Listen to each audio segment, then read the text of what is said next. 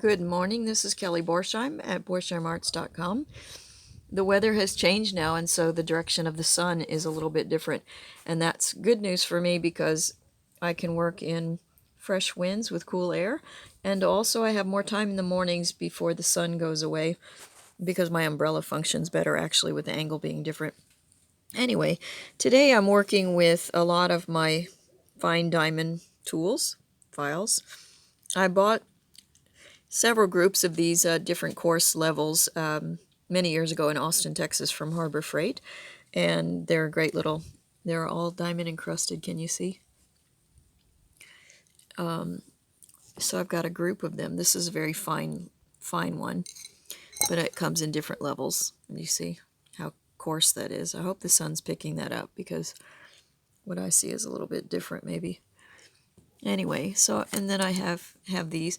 I really like these curved ones because, for example, you can see that if I'm trying to get to hard to reach places and sand them, it doesn't, the curve in the tool allows me to do things differently. Do you see how if I were to take the file here, I'm actually damaging this part over here without necessarily realizing it because I'm focusing on what I'm doing, not what the other sides of the tools are hitting. And that's true of also the carving process, that even if I'm using a diamond disc to cut, I need to be careful I'm not backing into something.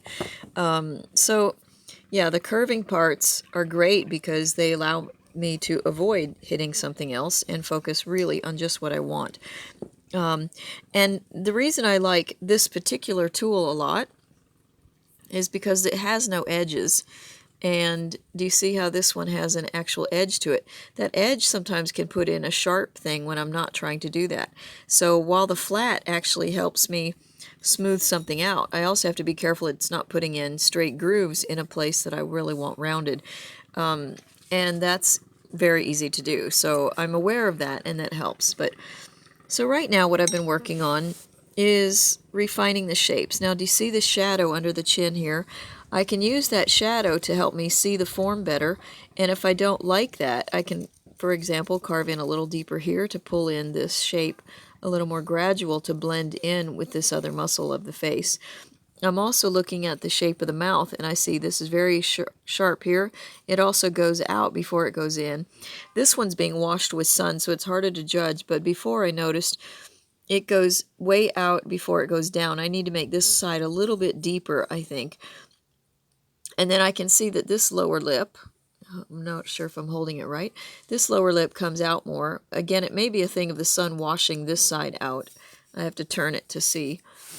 But I also want to be careful that I don't make the face so perfectly symmetrical that I lose any idea of personality or an expression or something like that. Also, I've been working with the eyes here because you can see that I don't have the rounded part of the whites of the eyes quite smooth yet. And also I've got the eye socket area not smooth and figured out. So because this is a sphere lying inside of an eye socket that's actually going backwards, it's the eye socket is not straight parallel to the plane of the face here. It's at a diagonal here, a lot like how your rib cage is rounded and breasts are not really headlights. They're actually located on a curving surface. So I digress on that, but come to one of my anatomy classes and we'll talk more about this. But this sphere means that here I need to curve this eyelid down more to see if that will show up. It needs to curve to go down into this part of the eye socket, and because this one is going into it and that one's going into it, but it always seems that this has a deeper edge here because as you go around out on the outside eye, the eye socket is actually going at an angle like this. So that almost has those matching up even. You don't see the dark shadows here that you do in this. And then the other thing is now I need to refine the shape of the nose, okay? I've left a lot of it off just to keep the position good and just get an idea of what I'm doing, but there are a lot I need to clean up. And see this little weird bulge? That needs to go. That doesn't have any sense to be there at all. So I'm cleaning up a lot. And do you see the forehead? It's nice and soft, which is mean I've polished it well, but do you see the small bumpiness that exists in there? There's like a plane here and a plane here and a weird little plane with this little bumpy here.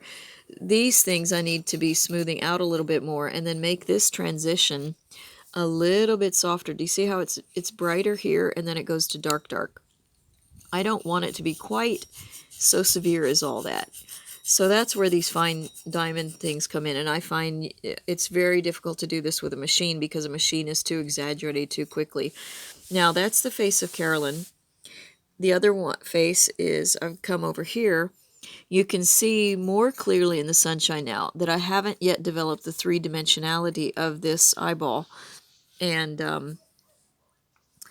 that that needs to change, and I'll have to be curving this down in to fit down into there and then curving this away.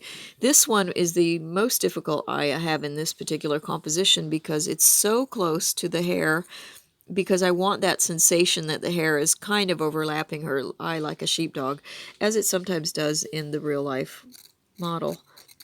And so I've got depth going in the eye from the eyebrow underneath the eye. I've got that is fine.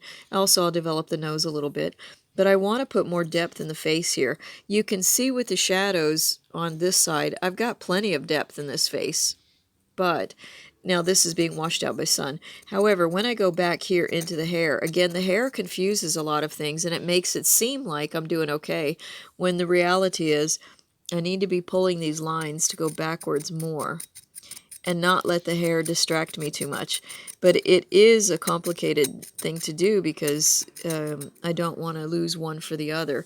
However, obviously the face is going to be more important than the hair, but still, I want to clean up this jawline because the jaw, is all connected. I can't have this little weird bump there because it kind of matches up with hair. So those are the things that I'm working on while I'm sanding the big parts. When I sand the bigger parts like this, and what I was talking about yesterday, what I'm really doing is moving forward while taking a break from my brain. Because this, I find, is very intense for me, especially with the eyes. I have to get the eye shape well, and then I'll put a pencil mark in for where to put the irises. But frankly, the iris scares me because you have to get the eyes to look in the same place. And I find on painting, this is a really hard thing to do. I usually cover one eye, look at the painting, and look at each eye and see where is it actually looking. And then I cover my other eye, and then I do the same thing. And I want to see where is each iris looking. And it's really difficult to get it done in painting. However, if I make a mistake there, I can paint again and cover up something and change the direction slightly. If I make the hole in the eye in the wrong place in the marble, I'm kind of screwed. My only option is to try to make the iris larger, to move it a little bit towards one direction instead of the other. But you don't want to do that. At some point you get where you've run out of material and you can't do anything else about it. So I want to make sure that I get the shape of the eye complete with the whites of the eye, the sphere, get those as oriented as well as I can, and then make the decision of where to put the irises, and then obviously drill very, very, very carefully. I I don't want to make them cross-eyed. I think if anything, I would veer the other direction of try to make them wall-eyed, or having the eyes going opposite directions instead of towards one another. That's just my personal opinion. I think that I don't know. I think you get a different emotional experience with the eyes too close to looking towards the nose too much, to both of them together. But anyway, I'll save that stress for another day. You can see the ridges that are in the hair. I'm just looking at this as I study things. So I do love changing the position. Do you see how, using the light, I can see how the forms, for example, the hair, it's not soft here. It needs to be a gradual thing. In some places I want a hard edge, I want a harder shadow. But it helps me see, I like how I did the texture of the hair here. Okay, I have to do that for all over, but I can see that these are bumps. Usually I want to get the bumps sorted out and then put the texture in. But sometimes you can do both at the same time. It just depends on the tool you're using and the technique you're using. And the eye that you have, I guess, if you're noticing it. Do you see how this does a weird, that's not very hair-like. I can make it curvy here, And I will probably do that because this hair, I've tried to indicate it's a lot more curvy in general. So I need to put some of that in and develop that some more. Okay. So you can see yesterday I spent a lot of time carving away up into there to get this sort of flat wing-like back going on. But I can still see that there's some shape. I can touch some shape that I want to refine even more. And then here you can see the straight, lots of scratches. That's because I was using the very rough carbide tip tool here. And now I'll come in with the finer one and start carving that. Isn't that beautiful? I love it. I love it. All right.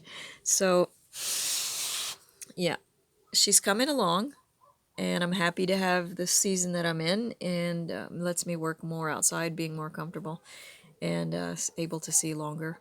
So thank you for watching. Like, subscribe, share. Find me on YouTube, on Patreon. I would love it if you could become a patron. Even $1 is better than nothing. It helps me pay my rent.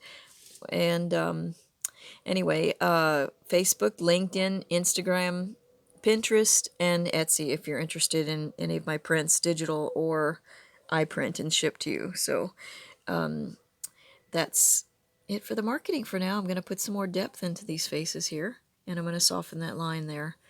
All right. Thank you for watching. Ciao, ciao. Borsheimarts.com. In Paradiso. I was thinking as I was cutting this inner ear, I mean the inner eye, good grief, my language, also here, that I should have taken a photo of this before I did it. Because what I wanted to show you is, do you see how the light is hitting the eye mostly right here? It's the center point. It's because this is coming out further. So I had to carve this back because this actually received the same amount of light as this does. Without that change of tone, my brain doesn't see this corner as going away from me. It sees this as a flat plane on the eye, and therefore needing to receive almost equivalent light. So it's really, really much better now, because now I see the light hits there. And even on the lower lid, the light should hit here, and this will disappear into the back, and this will disappear. I'm still going to do some cutting here, and frankly, it's because I don't want to make a literal copy of a human face necessarily, that I don't actually mind losing this. See how I did here? It kind of, there's no succinct, straight, sharp line outlining the entire eye. This kind of disappears in the corner, and I rather like that. Now here on this eye, you'll see the light's hitting here because it's hitting from the side of the face more than it is from coming from the top the way this one is. So I really like that this is catching here, but it'll go on like this. But still, if you were to look at the top of this eye, do you see that the eyelid here sticks out more and this goes back? I can probably do this a little bit more, because as it goes around into the outer section of the eye socket, the eyelid will also taper in under the fold of skin under the eyebrow. Okay, and also I like it that the lower lid here disappears up into that. It causes a shadow here under the eyelid to separate the forms a little bit.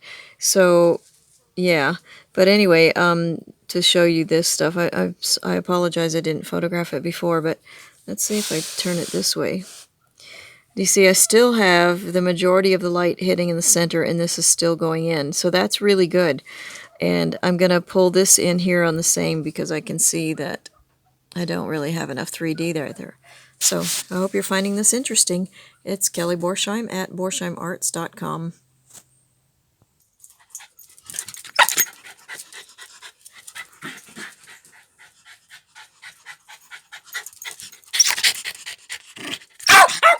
Gregory. Guarda, io non è interessa la stessa cosa. Basta. Basta, amore. Oh, che faccio? Mamma mia. Mamma mia.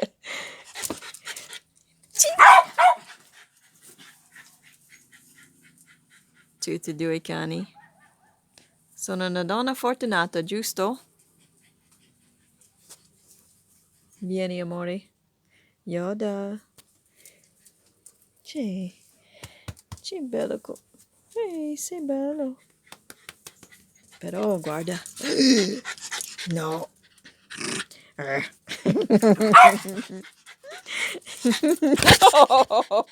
Mamma mia, intendevo. Gregorio.